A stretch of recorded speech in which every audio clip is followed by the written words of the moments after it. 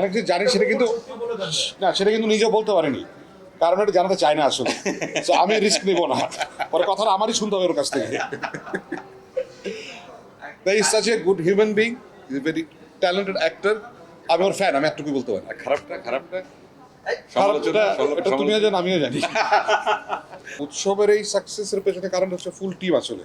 R as an actor আমি যেটা বলবো, আমাকে যেটা বেশি আন্দোলিত করেছে বা আমাকে অনেক সময় ইন্সপায়ার করেছিল হচ্ছে এই কাস্ট মেম্বার যারা ছিল, এতজন গুণী মানুষের সাথে একসাথে একটা ছবিতে কাজ করা, এটা অবশ্যই বলে আমি সৌভাগ্যবান যে ওনাদের সাথে কাজ করতে পারছি।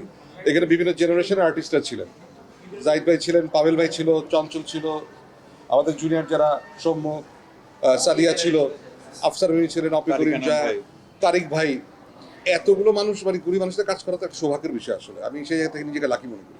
আর এর জন্য কৃতজ্ঞতা বেসিক্যালি তানিমের প্রতি, তানিমের প্রতি। কারণ যারা একসাথে কাজটি করেছেন আমি তাদের প্রতি ভীষণ কৃতজ্ঞ যে তারা রাজি হয়েছেন কাজটি করতে। তবে আমাকে বিশেষ চ্যালেঞ্জের মুখোমুখি হতে হয়নি, মানে ওনারা আমাকে অনেক ভালোবাসেন। আমি বলেছি, তারা সানন্দেই রাজি হয়েছেন, তাদের গল্প বলেছি, তাদেরকে গল্পটা বলেছি, তারা গল্প শুনে, তাদের চরিত্র শুনে তাদের পছন্দ হয়েছে।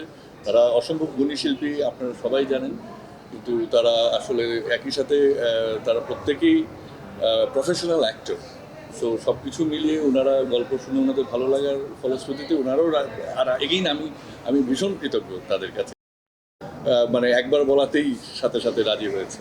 আমাদের ইন্ডাস্ট্রিটা তো ছোট, এটা কিন্তু একটা পরিবারের মতোই আর কি। তো যখন ওনারা শুনছেন, ওনারা তো সবাইকে বহু বছর ধরে চেনেন, তো কাজেই সবাই আসলে খুবই খুশি হয়েছেন, বা ওরাও খুবই খুশি হয়েছেন, আবেগে আপ্লুত হয়েছেন যে ভাইয়া এটা তো খুবই সুন্দর, তো আমরা সবাই মিলে একসাথে একটা কাজ করবো। তো এটা দারুণ ছিল। তানিমের আর্টটা আমি জোরে জোরে বলছি, মনে করেন যে তিনটা ভূত কে কে করবে, চঞ্চল চৌধুরী, জয় হোসেন আর অপি করিম। তো সেটা মাথায় রেখেও ডায়লগুলো লেখে।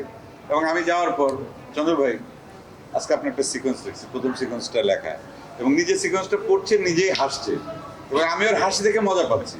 এবং ফাইনালি গিয়ে যখন আমরা স্ক্রিনে যখন দেখলাম যে আসলে ও যে মজা করে হয়তো সিকোয়েন্সটা লেখা হয়েছে, কমপ্লিট হয়েছে, ও যেটা আমাকে শুনে নিজে মজা পাচ্ছে, দর্শকরাও কিন্তু সেই একইভাবে কিন্তু কানেক্ট করেছে এবং তারাও কিন্তু খুবই মজা পেয়েছে। আসলে আমি অত কিছু ভাবিনি। আমি যেটা ভেবেছি যে আমি যখন ছোট ছিলাম তখন 90s-এ আমি আমার ফ্যামিলির সাথে ছবি দেখতে যেতাম। তো আমি ভেবেছি যে আবারও যদি এখন কেন দেখতে যাচ্ছেন আর কি, সেটা আবার হোক। আমি সেই স্মৃতিটা, আমি যেভাবে ছোটোবেলায় আমার ফ্যামিলির সাথে ছবি দেখতে যেতাম, আমি চেয়েছি যে এখনও মানুষ ঠিক একইভাবে ফ্যামিলি বলতে কিন্তু শুধু পরিবার বোঝায় না, বন্ধু বান্ধব, আমি সবাইকেই বলছি। বা একটা অফিসে যখন সবাই একসাথে চাকরি করে, সেটাও তো একটা পরিবারের মতোই। কিন্তু আমি পরিবার বলতে, আমরা পরিবার ছাড়া দেখা নিষেধ বলতে আমরা কিন্তু ওই গ্রেটার ওই যে ফ্যামিলির যে আইডিয়া, সে জায়গা থেকেই বলেছি। তো কাজেই ওই ওই ওই ইন্সপিরেশন, ওই বিশ্বাস থেকেই ছবিটা করেছি। দর্শকরা সাদরে গ্রহণ করেছে, এটা আমাদের কাছে বিরাট পাওয়া।